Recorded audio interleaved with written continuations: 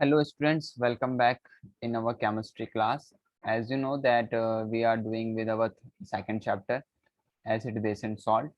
और इस चैप्टर में अभी तक हमने क्या क्या कवर कर लिया है, एक बार वो बातें कर लेते हैं। एसिड बेस एंड सॉल्ट में हमने जो अभी तक कवर किया है वो देखा है कि एसिड का ओवरव्यू, बेस का ओवरव्यू, इंडिकेटर्स क्या होते हैं, methyl orange, phenolphthalein, litmus paper, ये कुछ कॉमनली यूज इंडिकेटर्स हैं, इनके बारे में हम बात कर चुके हैं। लास्ट लेक्चर में जो हमने बात करी थी वो एसिड्स के प्रॉपर्टीज के बारे में बात करते हैं। एसिड्स के वहाँ पे हमने केमिकल प्रॉपर्टीज देखी, फिजिकल प्रॉपर्टीज देखी। एसिड्स की अभी एक केमिकल प्रॉपर्टी रिमेनिंग रह चुकी है, न्यूट्रलाइजेशन रिएक्शन।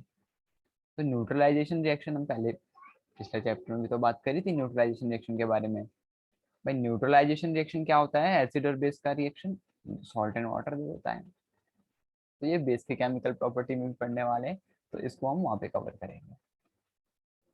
तो एसिड्स के बारे में हमने कॉमन ओवरव्यू ले चुके हैं अभी तक जितना भी हो सकता था, लेकिन अभी भी कुछ चीजें मिसिंग हैं।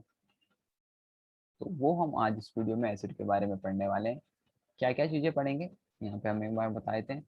सबसे पहले हम आज बात करेंगे कंसंट्रेटेड एंड डाइल्यूट एसिड के बारे में बात करेंगे। सेकेंड चीज, आज का हम ओवरव्यू बता रहे हैं कि हम इस लेक्चर में क्या क्या सीखने वाले हैं। सेकेंड चीज हम बात करेंगे strong acid and weak acid के बारे में बात करेंगे। वीक एंड स्ट्रॉन्ग एसिड के बारे में बात करने वाले हैं।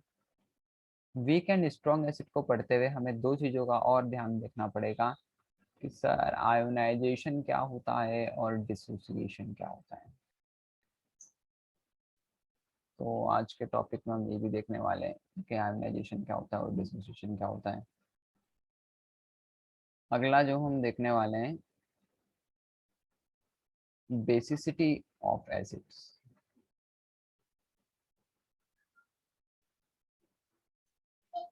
बेसिसिटी ऑफ एसिड के बाद लास्ट यूजेस ऑफ एसिड्स।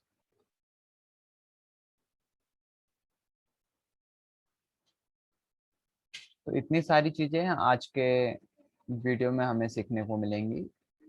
ठीक है, बात करते हैं डाइल्यूट एसिड के साथ स्टार्ट करते हैं। देखो आज का लेक्चर डाइल्यूट एसिड या कंसंट्रेटेड एसिड को अगर हम सीखेंगे तो लिमिटेड सीखेंगे, सीधा सीधा डाइल्यूट सॉल्यूशन के बारे में बात करते हैं। ध्यान देना, डाइल्यूट सॉल्यूशन मैंने पहले भी बताया था कि सॉल्यूशन में दो चीजें होती है भाई, सॉल्यूट एंड सॉल्वेंट। ध्यान देना, सॉल्यूट एंड सॉल्वेंट दो चीजें हमेशा प्रेजेंट होती हैं। सॉल्यूट प्लस सॉल्वेंट मिलकर बनाता है सॉल्यूशन। अगर सॉल्यूट का अमाउंट लेस होता है कंपैरेटिवली सॉल्वेंट से, तो हम कहते हैं कि सॉल्यूशन डाइल्यूट है। ध्यान देना, अगर हम कंसंट्रेटेड सॉल्यूशन के बारे में बात करें, अगर हम कंसंट्रेटेड सॉल्यूशन के बारे में बात करें, भाई सॉल्यूशन है तो सॉल्यूट एंड सॉल्वेंट तो होने वाला है। सॉल्यूट एंड सॉल्वेंट तो होने वाला है। सॉल्यूट का अमाउंट रिलेटिवली या कंपैरेटिवली थोड़ा सा एक्सेस हो, थोड़ा सा ज़्यादा हो, तो हम कहते हैं कि ये सॉल्यूशन कंसंट्रेटेड है। ठीक है, सॉल्वेंट फिक्स रहेगा। अभी यूनिवर्सल सॉल्वेंट वाटर रहता है हमारे पास, तो वाटर को ले लो भाई। ठीक है, यूनिवर्सल सॉल्वेंट होता है वाटर। और अब हम बात करेंगे जब एसिड के बारे में, तो हमने बताया है कि जो एसिड होता है वो एसिडिक प्रॉपर्टी कब शो करता है, एसिडिक कैरेक्टरिस्टिक कब शो करता है। तो आप लोग बोलेंगे सर पिछले लेक्चर में बताया था कि जब एसिड को वाटर में डिसॉल्व कर देते हैं, एसिड को वाटर में डिसॉल्व कर देते हैं। भाई सॉल्वेंट क्या होता है? सॉल्वेंट वो होता है कि जिसमें डिसॉल्व करा जाए, सॉल्यूट जिसको डिसॉल्व करा जाए। ठीक है, अगर हम बात करें शुगर वाटर की, अगर हम बात करें शुगर वाटर की, तो भाई वाटर में इन विच शुगर को टू बी, जिसको ऐड कर रहे हैं वो होगा सॉल्यूट, ध्यान देते रहना, जिसमें ऐड कर रहे हैं वो होगा सॉल्वेंट। एग्जाम्पल है शुगर वाटर, ठीक है। तो सॉल्वेंट और सॉल्यूट समझ में आया होगा। सॉल्वेंट का अमाउंट हमेशा ज़्यादा होने वाला है, सॉल्यूशन में बात कर रहे हैं, सॉल्वेंट का अमाउंट हमेशा ज़्यादा होने वाला है इन कंपैरिजन ऑफ सॉल्यूट, इसीलिए सॉल्वेंट बोला जाता है उसे। अब बात करते हैं कि भाई कोई कंपाउंड एसिडिक बिहेवियर कब शो करता है। कोई भी कंपाउंड हमारे पास प्रेजेंट है तो एसिडिक बिहेवियर कब शो करेगा, तो हम बोलेंगे सर जब एसिड को वाटर में डिसॉल्व किया जाता है या मिक्स किया जाता है, मिलाया जाता है, कुछ भी कहो। जब एसिड को वाटर में, ध्यान देना, acid is to be added in water, तो वाटर यहाँ पे हो गया है सॉल्वेंट, ठीक है, और एसिड हो गया है सॉल्यूट। अब एसिड का अमाउंट, भाई वाटर सपोज हमने यहाँ पे फिक्स रख दिया है, ये फिक्स अमाउंट ऑफ वाटर है। सपोज मैंने पहले थोड़ा सा एसिड मिलाया, सेकंड टर्म में ज्यादा एसिड मिलाया, मिला सकते हैं, हमारी मर्जी, ठीक है। तो क्या होगा देखो, जो सॉल्यूट है ना, सॉल्यूट का अमाउंट लेस भी हो सकता है और कंपेरेटिवली मोर भी हो सकता है। अगर सॉल्यूट का अमाउंट लेस है तो हम कहेंगे जो ये एसिडिक सॉल्यूशन बना है, ये बना है डाइल्यूट, और उस एसिड को हम बोल देंगे डाइल्यूट एसिड, ठीक है। अगर हम बोल रहे हैं कंसंट्रेटेड, तो यानी सॉल्यूट का अमाउंट ज़्यादा है, सॉल्वेंट का अमाउंट रिलेटिवली कम है, तो हम कह देंगे कंसंट्रेटेड।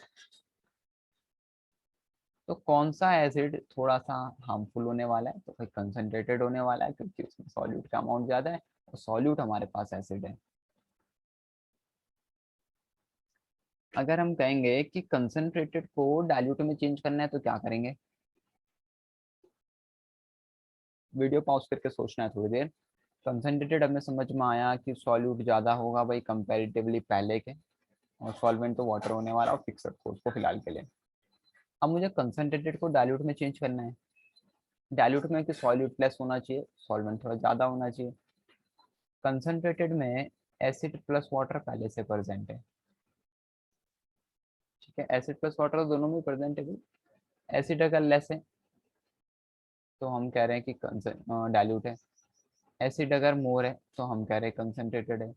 अब एक सॉल्यूशन से, एक मिक्सचर से भाई एसिड तो अलग निकालोगे नहीं, और इसको कन्वर्ट करना है डाइल्यूट में, तो कैसे करेंगे, क्या करोगे भाई कि इसमें वाटर का अमाउंट ऐड कर दोगे।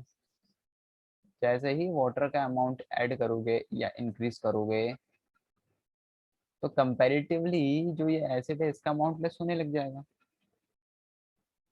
कम होने लग जाएगा इसका अमाउंट। तो भाई जब इसका अमाउंट कम हो रहा है तो किस में चेंज हो रहा है बताओ, डाइल्यूट में चेंज हो रहा है।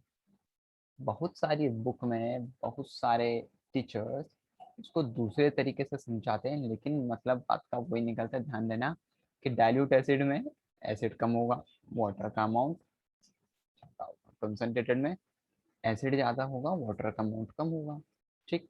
लेकिन जो हमने सीखा वो बिल्कुल बेसिक से सीखा है, सॉल्यूशन के डेफिनेशन से सीखा है।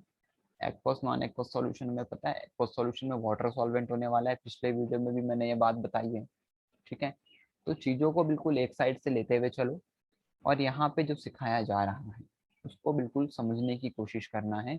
रिकॉर्डेड वीडियो का एडवांटेज मैंने लास्ट उसमें भी बताया था भाई, कि रिकॉर्डेड वीडियो को हम बार बार रिकैप करके देख सकते हैं, ठीक है। नहीं समझ में आया दोबारा देख लो, नहीं समझ में आया एक बार फिर से देख लो, पर समझ में आ जाएगा कंसंट्रेशन के साथ सुनोगे तो,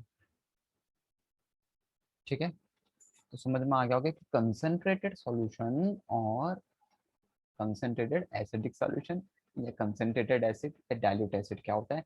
लास्ट बार फिर से समर अप कर रहा हूँ, डाइल्यूट एसिड में एसिड का अमाउंट लेस होगा, वाटर का अमाउंट ज़्यादा होगा। कंसंट्रेटेड में कंपेरेटिव कह रहे हैं ना, ऐसे नहीं कि वाटर ज़्यादा एसिड ज़्यादा हो जाएगा, ऐसा नहीं, कंपेरेटिव कह रहे हैं। कंसंट्रेटेड में क्या होगा, एसिड थोड़ा ज़्यादा होगा, और वाटर कम होगा। ठीक है, इतनी बात समझ में आ गई होगी। तो ज़्यादा हार्मफुल होने वाला है भाई कंसनट्रेटेड। तो अगर मैं कहूँ कि मेरे पास डाइल्यूट HCl है, कंसनट्रेटेड HCl है, तो बताओ कौन सा ज़्यादा स्ट्रांग होने वाला है? फट से आवाज़ आएगी, सर कंसनट्रेटेड होने वाला है, क्योंकि कंसनट्रेटेड में HCl ज़्यादा है, वाटर कम है। कंसनट्रेटेड में HCl ज़्यादा है, वाटर कम है, ये तो हम बात कर रहे हैं कि जब भी एसिड को वाटर में मिला रहे हैं तो उसका अमाउंट देख रहे हैं भाई। अगर एसिड का अमाउंट थोड़ा कम मिला रहे हैं तो हम कह रहे हैं डाइल्यूट है, इतना हार्मफुल नहीं होगा। लेकिन अगर हम कंसनट्रेटेड कह रहे हैं तो हम कहेंगे कि भाई ये इसमें HCl का अमाउंट बहुत ज़्यादा है, तो हार्मफुल होगा उतना ही। जितना अमाउंट एसिड का ज़्यादा होता जाएगा उतना ज़्यादा वो हार्मफुल होता जाएगा। फिर से अगर मैं बात करूँ कि डाइल्यूट H2SO4, कंसनट्रेटेड H2SO4, इन दोनों में कौन ज़्यादा स्ट्रॉन्ग है, तो फिर से वही बात सामने आएगी भाई, कंसनट्रेटेड ज़्यादा स्ट्रॉन्ग होगा। ठीक है, तो ये तो कहानी थी। ये जो अभी तक हमने कहानी पढ़ी है, ये हमने कहानी पढ़ी है डाइल्यूट एसिड की और कंसंट्रेटेड एसिड की। अब हम नेक्स्ट मूव करेंगे अपने नेक्स्ट टॉपिक पे। अब हम जो बात करने वाले हैं वो बात करेंगे अब स्ट्रॉन्ग एंड वीक एसिड के बारे में। तो इतना तो थोड़ा बहुत आइडिया हो गया होगा कि स्ट्रॉन्ग एसिड क्या होने वाला है और वीक एसिड क्या होने वाले हैं। ठीक है, on the basis of amount of on the basis of amount of acid, वही अभी तो बताया डाइल्यूट और कंसंट्रेटेड एसिड के बारे में। ठीक है, अब जो हम बात करेंगे, अब बात करेंगे strong acid and weak acid. ठीक है, स्ट्रॉन्ग एसिड और वीक एसिड के बारे में बात करने वाले हैं। तो भाई अभी हमें पता है कि एसिड जब वाटर में डिसॉल्व होते हैं तो ये हो जाते हैं आयोनाइज्ड। अब सर आयोनाइज्ड क्या होता है, आयोनाइजेशन क्या होता है? तो अब देखो भाई, आयोनाइजेशन और डिसोसिएशन को थोड़ा समझ लो, फिर हम आगे की बात करेंगे, स्ट्रॉन्ग और वीक एसिड में आएंगे। आयोनाइजेशन क्या होता है? देखो एक कंपाउंड के साथ हम बारे में बात करेंगे, यहाँ से थोड़ा समझने की कोशिश करना। HCl, HCl कैसा कंपाउंड है? तो हम बोलेंगे on the basis of bond, HCl जो कंपाउंड है वो है कोवैलेंट कंपाउंड। कोवैलेंट कंपाउंड है।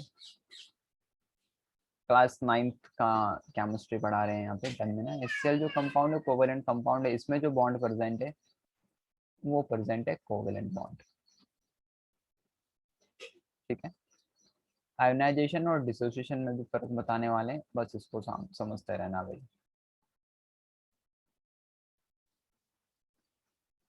अब देखो HCl कोवैलेंट कंपाउंड है क्योंकि उसमें कोवैलेंट बॉन्ड प्रेजेंट है, यानी यहाँ पे इलेक्ट्रॉन का शेयरिंग हुआ है।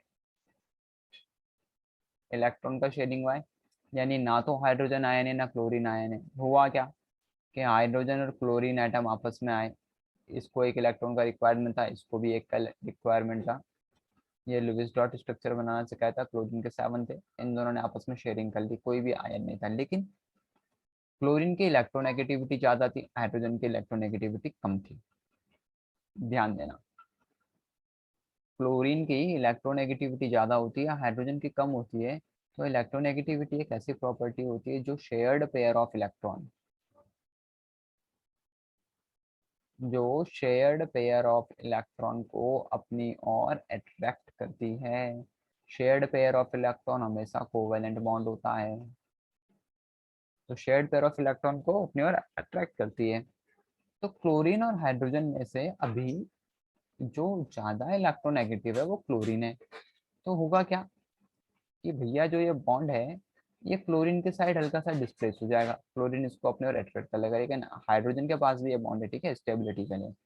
लेकिन ये जो बॉन्ड है ये इसके साइड थोड़ा डिस्प्लेस हो गया, तो जिसकी वजह से इस पर स्लाइटली नेगेटिव चार्ज आ जाएगा, इस पर स्लाइटली पॉजिटिव चार्ज आ जाएगा। तो जब इन पे ये अमाउंट ऑफ चार्ज आ गया तो हम इनको कहते हैं कि ये हो जाता है पोलैरिटी शो करता है, और इसको कहते हैं हम पोलर कोवेलेंट कंपाउंड। ठीक है सर, यहाँ तक की भी बात समझ में आ गई कि पोलर कोवेलेंट कंपाउंड है।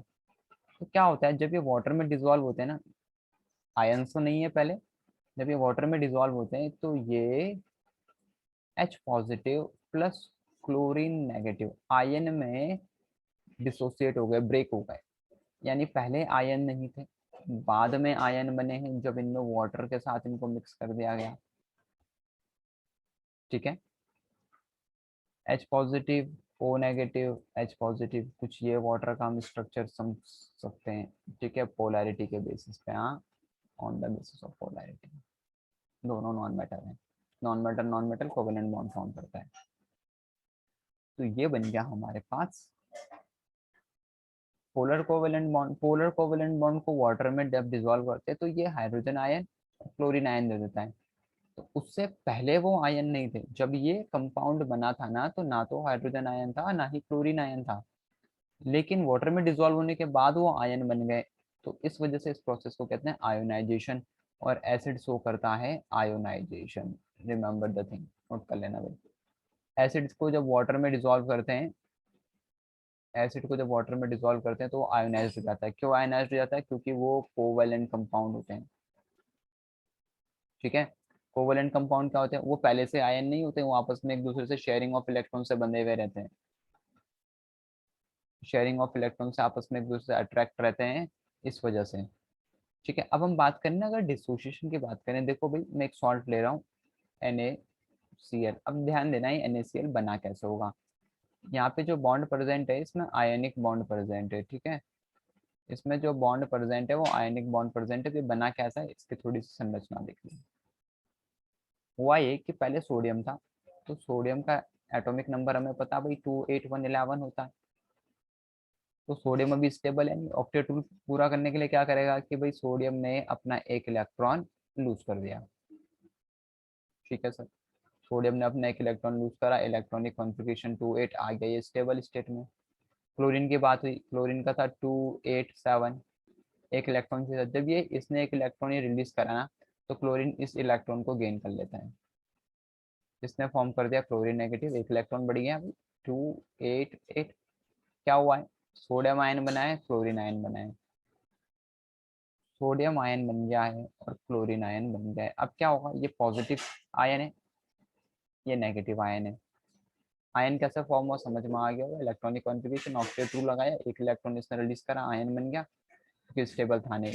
नोबल गैस का इलेक्ट्रॉनिक कॉन्फ़िगरेशन अचीव करना था, क्लोरीन ने भी यही किया। अब ये पहले ही आयन बन गए। अब ये पॉजिटिव और नेगेटिव के बीच कैसा फोर्स लगता है सर? अट्रैक्शन फोर्स लगता है। कैसा फोर्स लगता है भाई?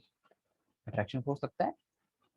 तो पॉजिटिव और नेगेटिव चार्ज के बीच अट्रैक्शन फोर्स लगा, इन दोनों के बीच अट्रैक्शन हुआ, ये दोनों एक दूसरे के पास आए और इन्होंने फॉर्म कर दिया NaCl।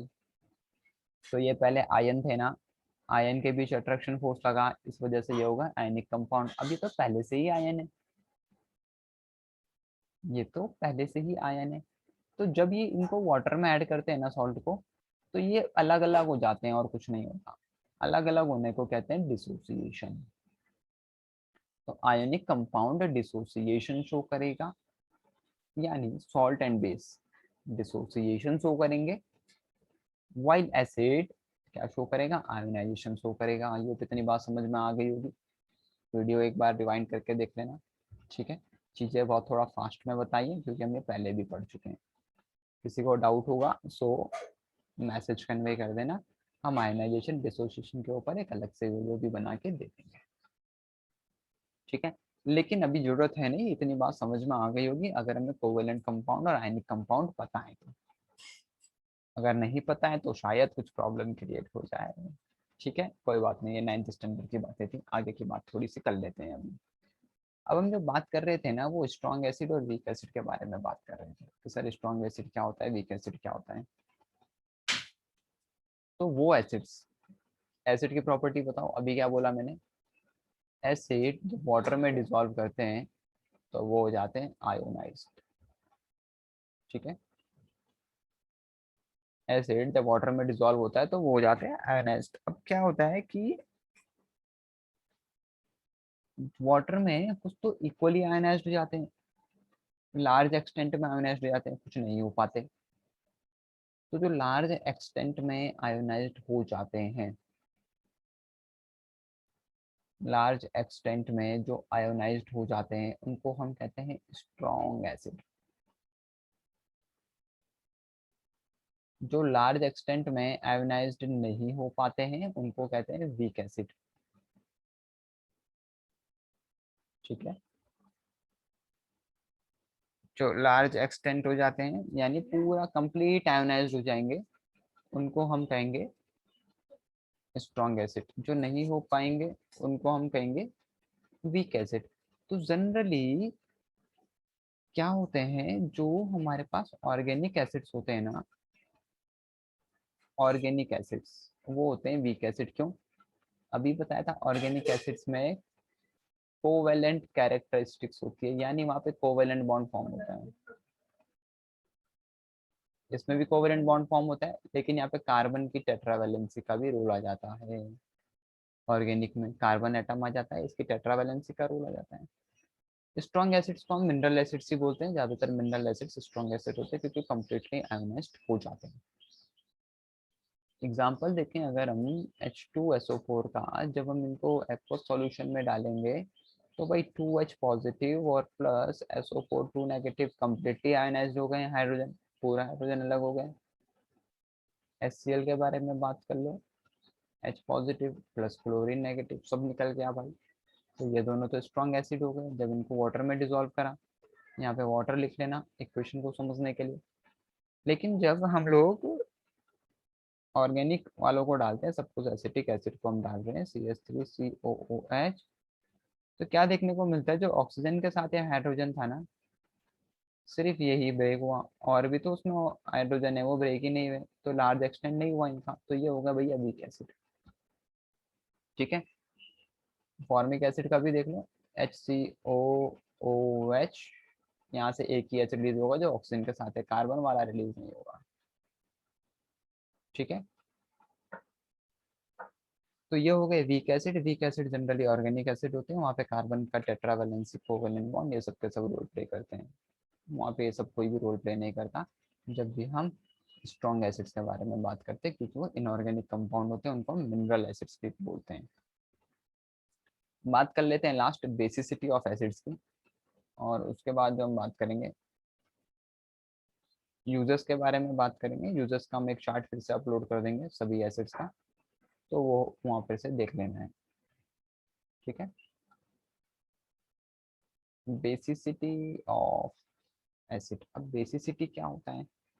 The number of hydrogen atom present in an acid which it can replace और release when dissolve in water और इन एक्वस सॉल्यूशन, तो उसको कहते हैं बेसिसिटी। अब इसका क्या मतलब था? इसका मतलब ये था कि जितने हाइड्रोजन एटम एक एसिड में प्रेजेंट होते हैं, ठीक है, जितने हाइड्रोजन एटम एक एसिड में प्रेजेंट होते हैं, और वो क्या हो जाए, सारे के सारे जितने नंबर ऑफ हाइड्रोजन आयन उससे रिप्लेस होते रहे, तो उसको कहते हैं ये बेसिसिटी है। तो बेसिसिटी डिपेंड नहीं करते कि कितने हाइड्रोजन एटम उसमें प्रेजेंट है, डिपेंड करती है कि कितने हाइड्रोजन एटम वो रिलीज कर रही है। एग्जाम्पल देखो, एग्जाम्पल से समझ आ जाएगा कि भैया HCl है, कितना हाइड्रोजन प्रेजेंट है इसमें, एक था। ठीक है, इसका रिएक्शन कर दो सोडियम हाइड्रोक्साइड के साथ, क्या होगा? NaCl प्लस H2O, यानी इसने कितना हाइड्रोजन रिलीज करा, एक ही हाइड्रोजन रिलीज करा। ये न्यूट्रलाइजेशन रिएक्शन है, acid plus base salt and water. ठीक है, यहाँ से हम बेसिसिटी ऑफ एसिड को भी डिफाइन करते हैं। अब अगर देखो तो इसने कितने हाइड्रोजन एटम रिलीज करें, एक, तो अगर कोई एक हाइड्रोजन एटम रिलीज करे बेस के साथ रिएक्ट करने पे, तो हम उसको बोलते हैं ये है मोनोबेसिक। क्या है बताओ? मोनोबेसिक। अगर एक हाइड्रोजन एटम रिलीज हो रहा है तो, एक हो रहा है तो मोनो, दो होगा तो डाई, तीन होगा तो ट्राई, चार होगा तो टेट्रा। ठीक है, इस हिसाब से हम बेसिसिटी को डिफाइन करते हैं। तो ये मोनोबेसिक क्यों है? क्योंकि HCl ने एक एच रिलीज करा है, क्योंकि उसके पास एक ही एच था भाई, तो एक ही रिलीज करता। अगर मैं बात करूं H2SO4 के बारे में, H2SO4 का मैं रिएक्शन करता हूँ फिर से सोडियम हाइड्रोक्साइड के साथ, भाई वाटर तो मिलने वाला है, साथ साथ में सोडियम सल्फेट मिलने वाला है, Na2SO4। बैलेंस अगर मैं इसको करूँ तो यहाँ पे 2 लगाना पड़ेगा, और 2 2 4 1 2 3, कहाँ पे एरर आ गया है भाई। अगर मैं इसको बैलेंस करना चाहूँ तो ये एरर आ गया है, ठीक है हो गया है बैलेंस। अब बताओ H2SO4 ने कितने हाइड्रोजन दिए, तो अभी बोलेंगे सर H2SO4 ने 2 हाइड्रोजन दिए, H2SO4 ने 2 हाइड्रोजन दिए। अगर इसने 2 हाइड्रोजन दिए तो ये कौन सा बेसिक हो गया, हम बोलेंगे सर डाई बेसिक हो गया है, ठीक है। ये डिपेंड नहीं करता कि कितने हाइड्रोजन एटम एसिड में कंसिस्ट कर रहे हैं, क्यों, क्योंकि भाई हाइड्रोजन एटम तो अगर मैं बोलूँ ना CH3COOH, इसकी रिएक्शन कराओ सोडियम हाइड्रोक्साइड के साथ, बस यहीं पर समझ जाओगे। तो ये देगा फिर से Na यहाँ से रिप्लेस होगा भाई, S से H2O मिलने वाला है, ये नहीं देगा, ये देगा भाई sodium acetate CH3COONA plus H2O। Balancing देख लेते हैं, CH3 COONA है, ये H2O है, ठीक है हो गया। अब देखो भाई ये एसिड है, कितने हाइड्रोजन है इसमें टोटल, सर 4 हाइड्रोजन है, मगर रिलीज कितने करा है, रिलीज इसने एक ही करा है, रिलीज कितना किया, एक। तो ये हो गया मोनो बेसिक। तो यहाँ तक की बात आज हमारी समाप्त होती है उसकी बेसिसिटी ऑफ एसिड्स। जो कुछ यूजेस हैं एसिड्स के वो हम पीडीएफ फॉर्म में वहाँ पे अपलोड हो जाएगा, तो वो यूजेस को याद कर लेने हैं, ठीक है। तो कॉन्सेप्चुअल टर्म हम आज खत्म कर चुके हैं एसिड का कंप्लीट। नेक्स्ट लेक्चर से हम बेस के बारे में पढ़ेंगे। Till then thank you.